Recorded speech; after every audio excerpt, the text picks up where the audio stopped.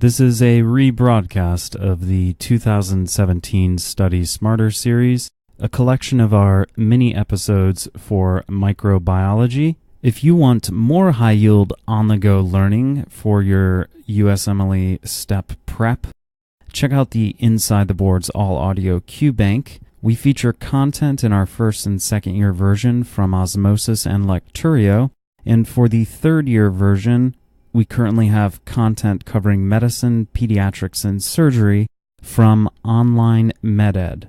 Go to InsideTheBoards.com to join our mailing list for a special offer, or for immediate access, go to InsideTheBoards.podbean.com. If you sign up on Podbean, you also will get an ITB so-called premium subscription, where we will be putting up ad-free versions of the podcast, which you can listen to on the Podbean app on your Android or Apple device, as well as early releases and collections of our Boards Advice segments, the Med School Minute with Sahil Mehta, the StatMed Lessons with Ryan Orwig, and the Kaplan Test Prep Minute with Chris Cimino, Vice President and Chief Medical Officer of Kaplan Medical. Thanks for listening and enjoy. I'm back today with another one of our mini episodes for the microbiology portion of the Study Smarter series. Our question today is, a 23-year-old woman comes to urgent care because of 2 days of mild fever and painful urination. The patient states that she's been urinating more frequently and does not feel as though she's fully emptied her bladder. She denies seeing blood in her urine, abnormal discharge, fatigue, or increased thirst. She's not currently sexually active and states that she has a regular menstrual period. Physical examination is unremarkable. Urine culture detects the presence of a gram-negative rod bacteria. Which of the following virulence factors contributes to the pathophysiology of the most likely microorganism causing this patient's symptoms? And the choices are A. Exotoxin A, B. Iga Protease, C. P. Pilus, D. P1 antigen, or E. Protein A. And the correct answer is C. P. Pilus. The patient in this question most likely has a UTI. We know this by the painful urination, more frequent urination, and the most common cause of UTIs is E. coli. E. coli is a gram-negative rod. It's part of the normal gut flora. Most E. coli strains are innocuous, however, several strains are pathogenic and can colonize the urinary tract. There's an enterotoxigenic form of E. coli, that's the E-tech, enteropathogenic, which is E-pec, enteroinvasive, which is E-IEC, and enterohemorrhagic, which is E-hec. E. coli has several different virulence factors.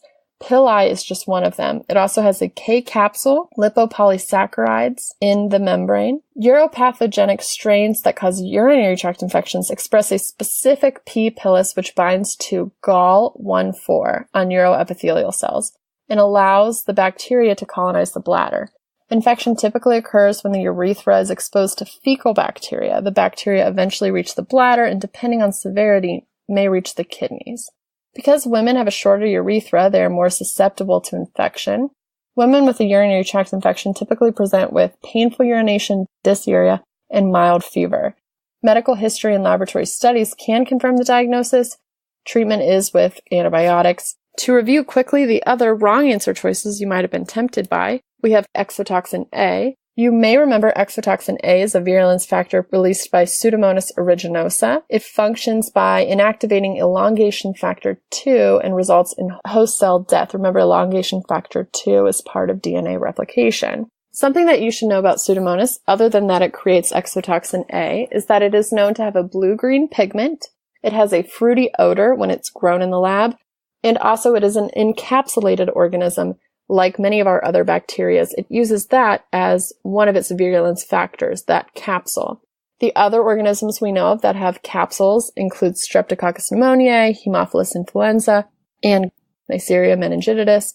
Remember, people without spleens are especially susceptible to infections with encapsulated organisms. Choice B, Iga Protease, that is an enzyme secreted by several different bacteria, Strep pneumoniae, H. influenzae type B, and Neisseria. The Iga protease is the virulence factor that's used in order for these bacteria to colonize the respiratory tract and create pneumonia. The P. pillis we already discussed. That was choice C, and the correct answer associated with the E. coli and its virulence factors. Choice D, the P1 antigen. The P1 antigen is the primary virulence factor for Mycoplasma. Mycoplasma genitalium can infect the urethra, so that can be a little bit tricky, but it doesn't really infect the bladder. For this reason, we don't classify it usually as a urinary tract infection. It could have had these similar symptoms, certainly. However, the vignette describes the bacteria as a gram-negative rod bacteria. Mycoplasma is actually one of the bacteria that doesn't have a cell wall. For that reason, it doesn't really gram stain. So we would never hear a description of it being a gram-negative, gram-positive bacteria. The other ones that don't gram stain well include Treponema, Legionella, Rickettsia, Chlamydia, Bartonella. These all don't gram stain well. We do know Mycoplasma is a very common cause of atypical pneumonia. Choice E, protein A, is a virulence factor expressed by Staph aureus. It binds the Fc region of IgG and prevents opsonization and phagocytosis. And we have a whole episode that we've already talked a lot about Staph aureus. Recommend checking that one out. The things you should know about E. coli are that there are different strains that act in different ways. So let's run through them really quick. E-Hec, enterohemorrhagic E. coli, has a Shiga-like toxin that is an rRNA, reverse RNA, and it enhances cytokine release, causing hemolytic uremic syndrome. Unlike Shigella, which can also cause this, E-Hec doesn't invade host cells. So that would be the difference pathogenically of how those two work. For enterotoxigenic E. coli, it produces a heat labile and a heat stable toxin. The heat labile toxin overactivates adenylate cyclase, increasing CAMP, and increases chloride secretion into the gut. Where chloride goes, water will follow. Water goes into the gut, and there's lots of diarrhea. Making this worse is the heat stable toxin, also released by E-Tech. That overactivates guanylate cyclase, increases cGMP, and decreases resorption of sodium chloride, salt, from the gut, and therefore more water stays in the gut, makes the diarrhea even worse.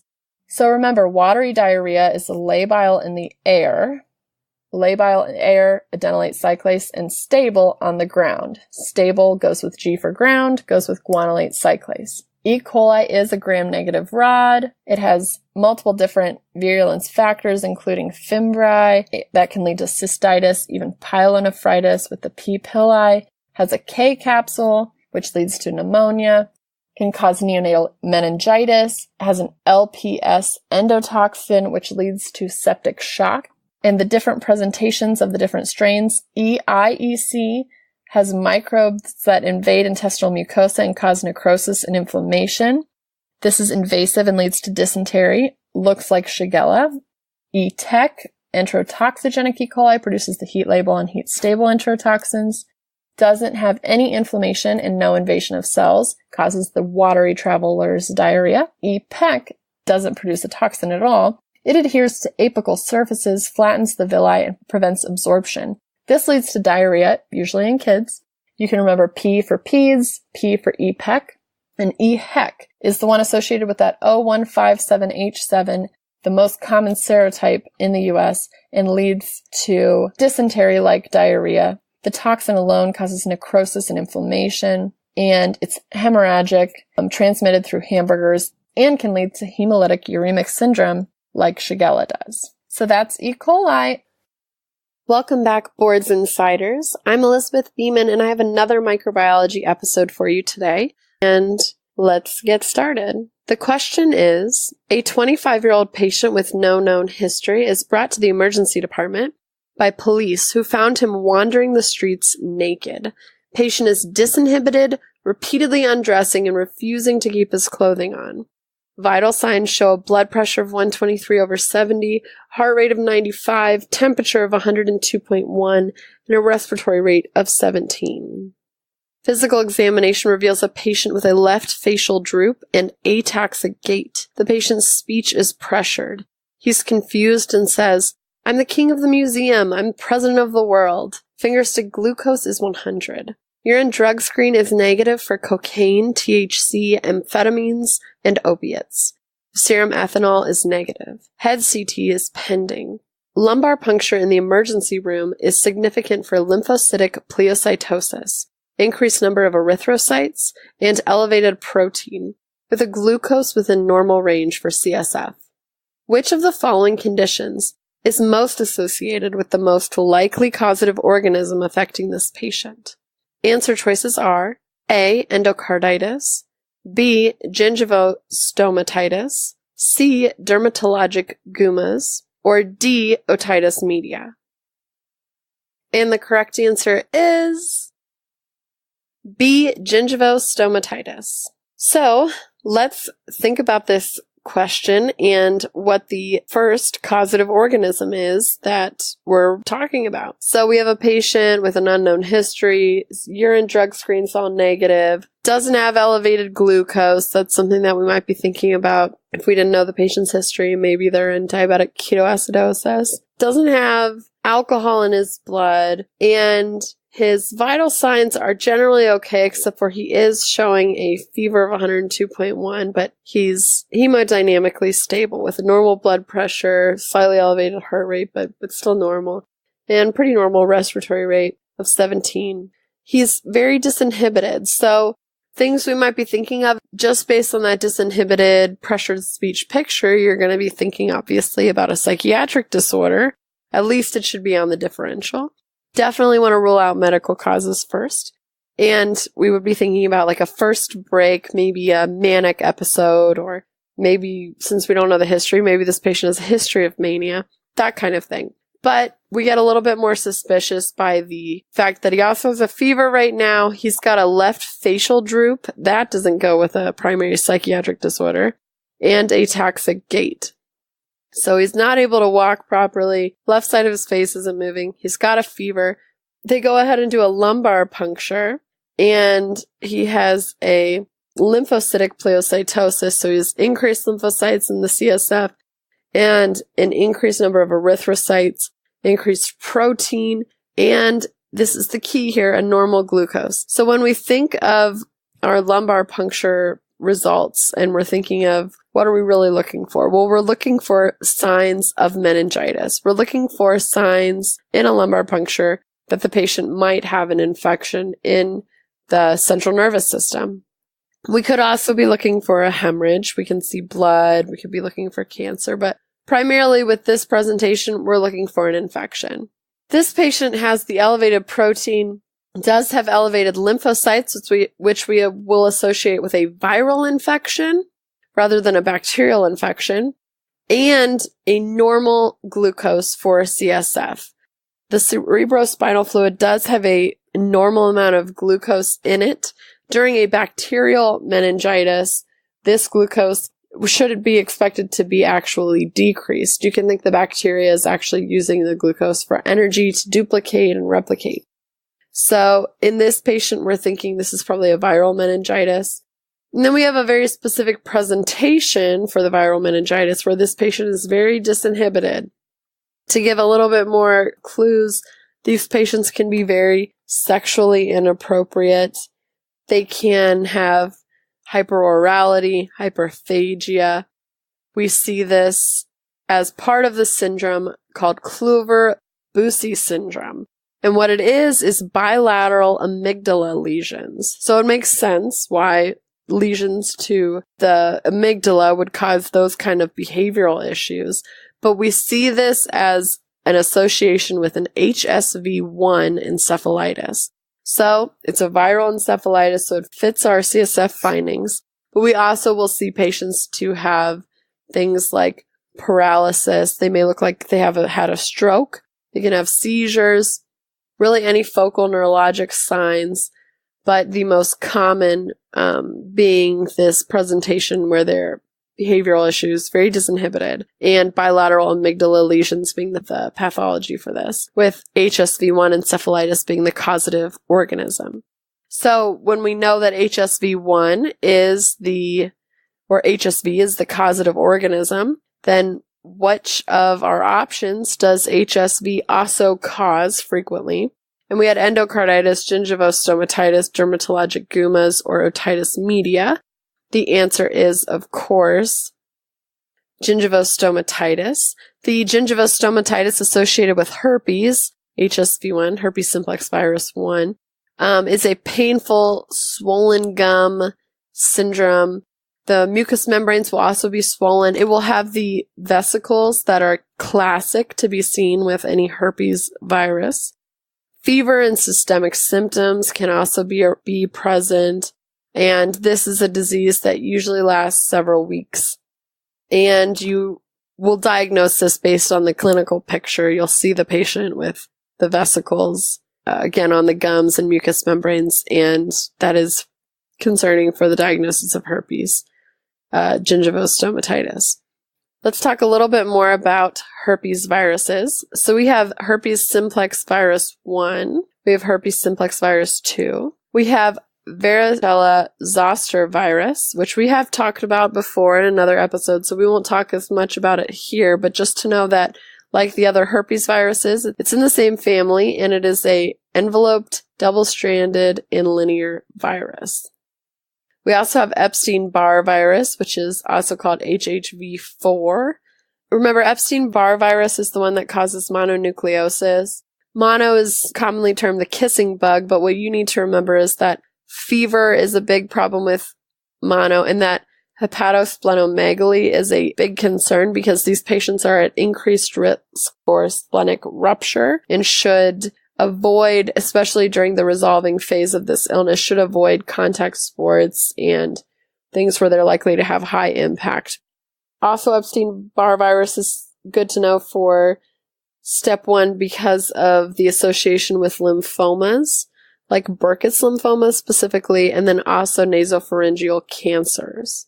Epstein-Barr virus, again, it's HHV4, is a virus that infects B cells through CD21 and can be tested for with a monospot test, which is a heterophile antibody test that detects agglutination of sheep or horse red blood cells. The atypical lymphocytes of mono are seen on peripheral blood smears. Cytomegalovirus, or HHV5, is another one of our herpes viruses. We think about CMV a lot because it is one of our torch infections. Congenital transfusion can occur. Can also be transmitted through sexual contact or saliva. It causes a mononucleosis type picture but has a negative monospot because it is not mono in immunocompromised patients specifically. Especially can cause pneumonia in like transplant patients. And in AIDS patients, CMV actually will cause a retinitis. And if you'll remember this, the pathology is that the infected cells have characteristic owl eye inclusions. Human herpes virus 6 is transmitted by saliva, and it's also called roseola infantum. This involves high fevers for several days that can lead to seizures in tiny babies and is followed by a diffuse macular rash. To talk specifically about our causative organism herpes again, remember that herpes can be identified with viral culture if it's present on skin or genitalia. A CSF PCR for herpes encephalitis is what is clinically indicated for the patient that we have in the vignette. However, because that can take time to come back, we start empirically treating the patient when we have the suspicion for this viral infection, this viral encephalitis. We just start treating them right away with acyclovir, and this is actually one of the treatable forms of encephalitis. So, very good to get treatment started as soon as possible.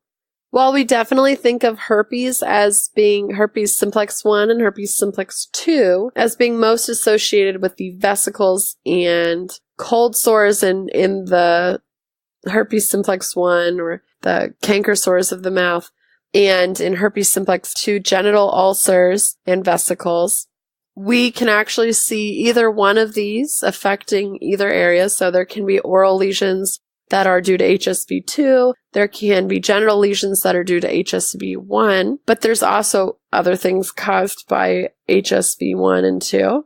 For example, erythema multiforme is associated with previous HSV infection. We also can see esophagitis as a primary infection with herpes simplex virus. Especially though, we'll see this as a reactivation of herpes in immunocompromised patients, such as patients with AIDS. Now, we've been talking a lot about a clinical picture that relates pretty well to encephalitis. Encephalitis is associated very strongly with HSV1. Meningitis is associated a little bit more strongly with HSV2. Remember, encephalitis is inflammation of the brain, and meningitis is inflammation and infection of the meninges. So back to the testing for herpes. Remember that ZANC, T-Z-A-N-C-K, ZANC test is done in order to detect multinucleated giant cells that are commonly seen in a smear of these opened skin vesicles that you can find in herpes lesions. And you would see these with HSV1, HSV2, and actually also zoster, varicella zoster viral infection. Intranuclear inclusions are also seen with all three of these viruses. And remember that herpes is also one of our torches infections. It can pass from mother to baby, most often during delivery from genital lesions that are present at the time of birth, and will most often present with the painful, pruritic vesicles that we associated with HSV2. However, it is at an increased risk of progressing to something like encephalitis, which is the reason that we worry about it in newborns. To address our wrong answer choices, A, endocarditis. You might have chosen endocarditis if you correctly identified that this patient had some kind of infectious central nervous system process going on, and that you thought that this was a bacterial infection, which we know it wasn't because the glucose was normal in the CSF. Maybe you thought it was, and maybe you thought it was caused by strep viridans. Strep viridans is a group B strep that does cause endocarditis. In fact, we think of it more with patients with recent dental surgeries because strep viridans is found in the oral mucosa. It is actually the most common cause of meningitis in babies. This patient is not a baby, also not consistent with a bacterial meningitis in the clinical presentation. But if we had these things in the vignette, maybe that would have been the right answer. Gingivostomatitis was the correct answer. We talked about that. Herpes encephalitis is what our diagnosis was. Choice C, dermatologic gummas. We know gummas are from syphilis. Neurosyphilis does occur in about 8% of untreated cases. Neurosyphilis presents a little bit differently, though. So a patient with neurosyphilis, or a vignette that might have described a patient with neurosyphilis, might have described someone with either a normal patient who got a cerebrospinal fluid that tests positive for syphilis. Sometimes they are asymptomatic. More often, we have a subacute kind of meningitis picture. They have like the fever, stiff neck, headache that we associate with meningitis. And that CSF analysis would show the high lymphocytes, high protein, but most importantly, the low glucose, and a positive syphilis test if we also got that. As an aside, Treponema pallidum and Mycobacterium tuberculosis are two of the bacteria that cause a subacute meningitis with a predominance of lymphocytes. So even though most bacterial meningitis will cause an elevated neutrophil count, we do have these two, Treponema and Mycobacterium tuberculosis, that can infect the meninges and actually lead to a CSF that has a predominance of lymphocytes. It's kind of an important difference to remember. So how would we tell the difference between that and a viral infection? Even with Treponema pallidum and Mycobacterium tuberculosis, you're going to expect to see the decreased glucose that you don't see with viral infections. And then choice D was Tabes dorsalis. Another presentation of neurosyphilis can be a meningovascular syphilis, where the spirochetes that are in syphilis basically latch onto our blood vessels in the brain and the meninges, think about the circle of Willis, and cause basically strokes, infarction of nerve tissue in the brain, spinal cord, meninges, anywhere. These people can have all kinds of different neurologic impairments. And then another presentation that we can see for neurosyphilis is Tabes dorsalis.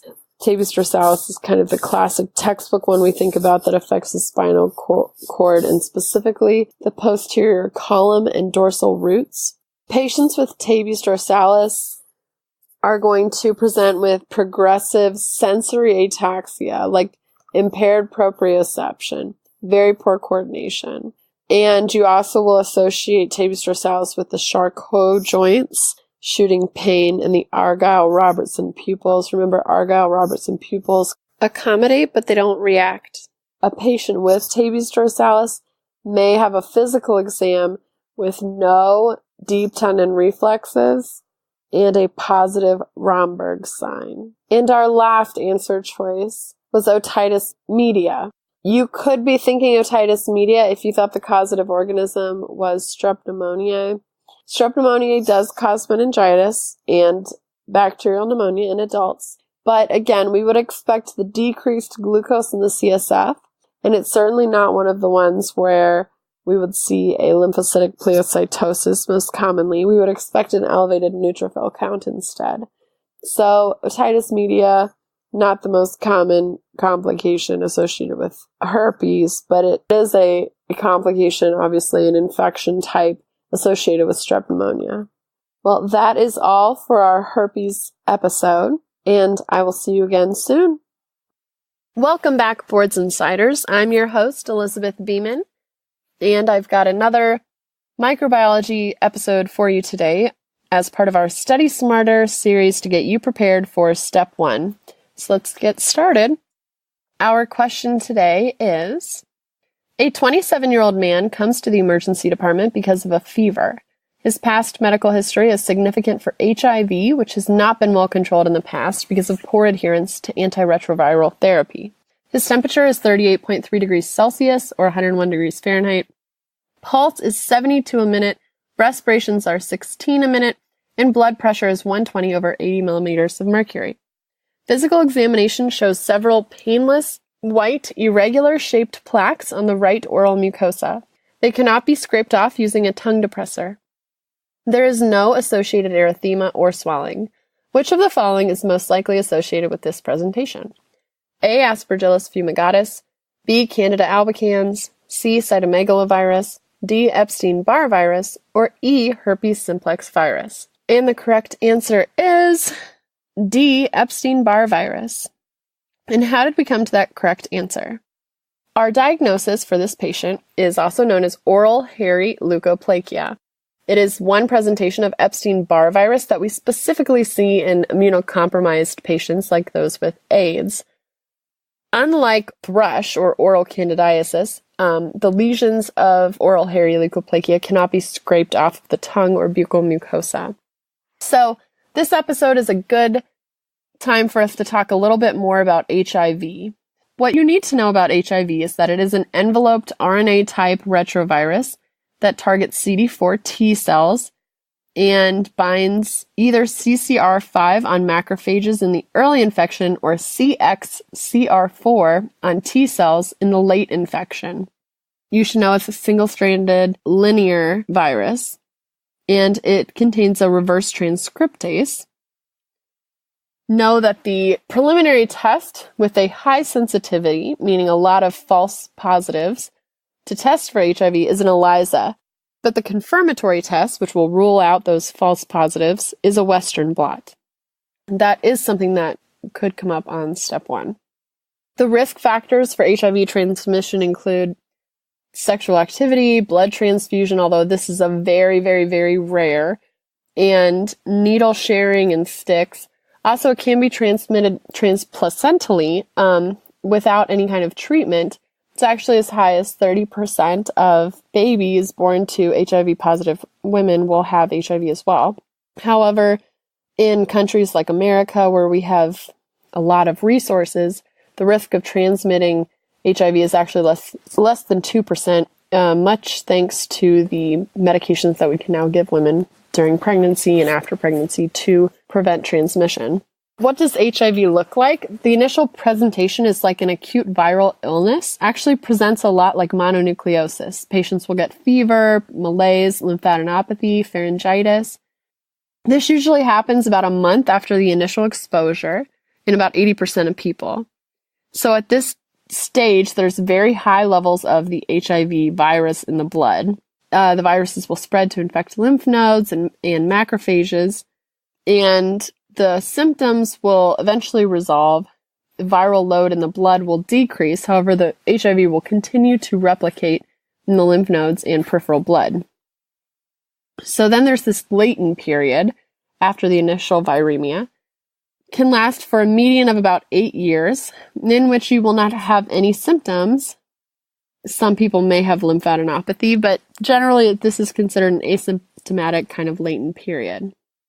In the meantime, CD4 cells are steadily being destroyed, the CD4 T lymphocytes. These are obviously the number one target of HIV. Towards the end of the latent period, patients begin to develop bacterial and skin infections, and may also be more likely to experience constitutional symptoms like weight loss or malaise or night sweats. AIDS will subsequently develop once the CD4 lymphocyte count drops below 200. So remember that number cutoff is 200. Also, another clinical indicator that the patient will now be classified as having AIDS is if they have one of the AIDS-defining opportunistic infections. These include Candida esophagitis, pneumocystis carinii pneumonia, and the malignancy Kaposi sarcoma. Fortunately, now patients will receive antiretroviral therapy, and this has greatly improved the prognosis for patients who are diagnosed positive with HIV. Most patients, if not given any kind of treatment, will die of AIDS within 2 years or an average of 2 years after the clinical definition of AIDS has been met, as far as having contracted an AIDS-defining illness or having a CD4 count below 200. So that's kind of a quick review of what we want you to know about AIDS. Let's go back to our question and figure out why those other answer choices were incorrect. Choice A, Aspergillus fumigatus. Aspergillus is a cause of invasive disease in immunocompromised patients like pneumonia, angioinvasion, or invasive sinusitis, but it doesn't really cause an oral mucosal infection. Not clinically going to be associated with a picture of this white plaque on the tongue. Candida albicans does cause white plaques on the tongue or oral mucosa, but as we discussed, that's going to be called thrush. It's oral thrush. It is definitely seen more commonly in immunocompromised patients, but we would be able to scrape that off the tongue. Again, hairy leukoplakia is caused by Epstein-Barr, can't scrape off the tongue, and that's really the big difference you're going to see in a clinical vignette. Cytomegalovirus can cause retinitis in HIV patients. Specifically, this happens if they have a CD4 count less than 50, very low. And cytomegalovirus can cause esophagitis, colitis, pneumonitis, and encephalitis, also in HIV patients. We're going to see this happening if the CD4 count is less than 100. Remember, CMV is associated with the cells that have the intranuclear inclusion bodies, or owl's-eye appearance. Choice D, Epstein-Barr virus, was the correct answer and does cause hairy leukoplakia. Epstein-Barr virus is an opportunistic infection that, like CMV, is associated with a CD4 cell count less than 100. EBV can also cause B-cell lymphoma, like non-Hodgkin lymphoma and CNS lymphoma. The CNS lymphoma is ring-enhancing and may be solitary, versus toxoplasma, where we also see ring-enhancing lesions in HIV patients. However, these are going to usually be multiple different lesions. So that's how you know the difference between the CNS lymphoma, the Epstein-Barr virus, and toxoplasma brain abscesses. Speaking of which, Toxoplasma gondii does cause brain abscesses also in patients with a CD4 count less than 100. Again, multiple ring-enhancing lesions will be seen on MRI. And then we come to choice E, herpes simplex virus. Herpes simplex virus, certainly a patient who is immunocompromised would be at an increased risk for a more systemic involvement of a herpes virus. You can think about herpetic encephalitis as a potential disease you might see in an HIV or AIDS-infected patient. However, it's not going to present with the hairy leukoplakia type associated plaque that we saw in this clinical vignette. Blisters and sores in the mouth would definitely give us a clue that maybe this is some kind of herpetic infection. This patient didn't have that, so we have low suspicion that it would be a herpes simplex virus causing these symptoms. That's pretty much all we wanted to make sure that you knew for HIV. Also, since we did talk a little bit about Candida, I'd like to just touch on a few important points to remember. As we said, Candida does cause oral thrush with the scrapable white plaque and pseudohyphae on microscopy. That oral thrush will happen in an HIV patient that has a CD4 count less than 500. That's not even meeting criteria for AIDS at that point. But when the CD4 count gets even lower, less than 100, we worry about a more serious infection involving Candida, which is the esophagitis. Candida esophagitis will show white plaques on endoscopy, so they're further down, and yeast and pseudohyphae on biopsy. Not relating to HIV, Candida also is responsible for yeast infections, Candida vulvovaginitis.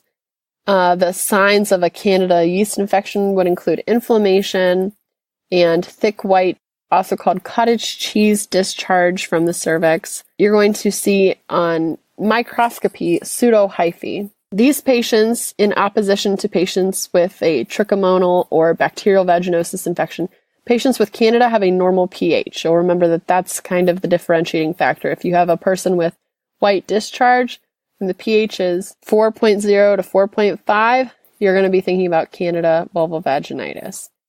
When we get into like a trichomonal infection, we think about a patient who has a vaginal pH greater than 4.5, a more basic pH. And we also think about that with a bacterial vaginosis, a more basic pH greater than 4.5. That's how we tell Candida vulvovaginitis from other similar appearing vaginal infections, if that's the only information we have.